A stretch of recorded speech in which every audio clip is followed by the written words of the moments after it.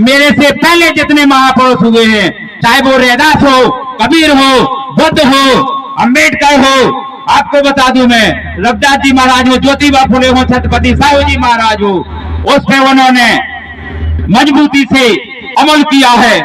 तो साथियों, बाबा साहब ने तो आप लोगों को यहाँ तक अधिकार दिलाए हैं कि जिस समय आपकी यहाँ दुर्दशा की जा रही थी 1932 में, जिस समय यहाँ दुर्दशा की जा रही थी, उस समय अंबेडकर बाबा साहब लड़ रहे थे लंदन में। काहे के लिए लड़ रहे थे लंदन में? वो लंदन में लड़ रहे थे आप लोगों के लिए। परिवार बिखरता जा रहा था उनका, बच्चे मरे पड़े थे, पत्नी बीमार पड़ी थी, और फिर भी वो पढ़ाई करने के लिए सिर्फ समाज की खातिर। और मैं माता बहनों को बता देना चाहता हूँ कि देश में जब जब भी मातृशक्ति खड़ी हुई है, तब तब ही परिवर्तन होता है। अभी चाहे यहाँ लाखों लोग इकट्ठे हो जाएं, जिस समय हमारी मातृशक्ति घर से निकलेगी, उसी समय आपको परिवर्तन दिखाई देगा।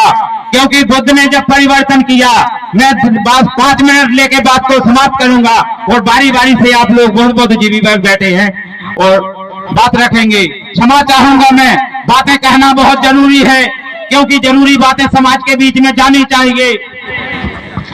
चाहिए।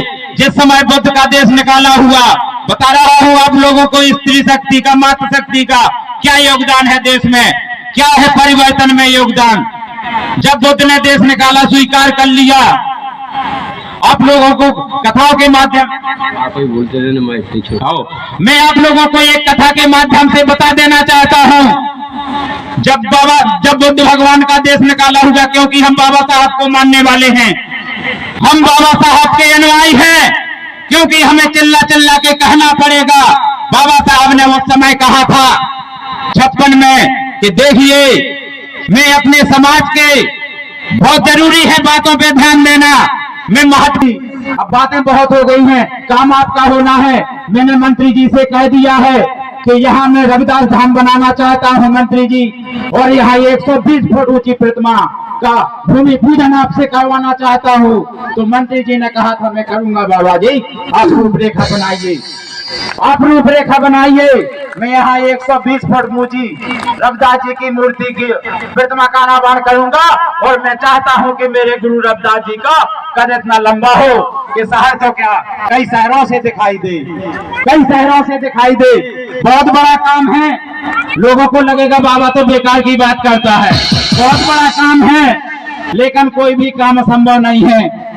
कहते हैं हौसला तेरा बुलंद है तो किस्मत तेरी दासी है, और विचार तेरे सच्चे हैं तो यही मथुरा यही काशी है। साथियों, हमारे गुरु महापुरुषों ने लड़ाइयां जो लड़ी हैं, वो कभी कोई भक्ति का आंदोलन नहीं चलाया, मुक्ति का आंदोलन चलाया, क्रांतिकारी विचार रखे। और रविदास जी ने इस पर शब्दों में कहा है, क्या कहा है, सबने सुना होगा, मन चंगा तो कठौती में गंगा। ऐसे ही नहीं कह दिया गुरु रविदास जी ने, मन चंगा तो कठौती में गंगा।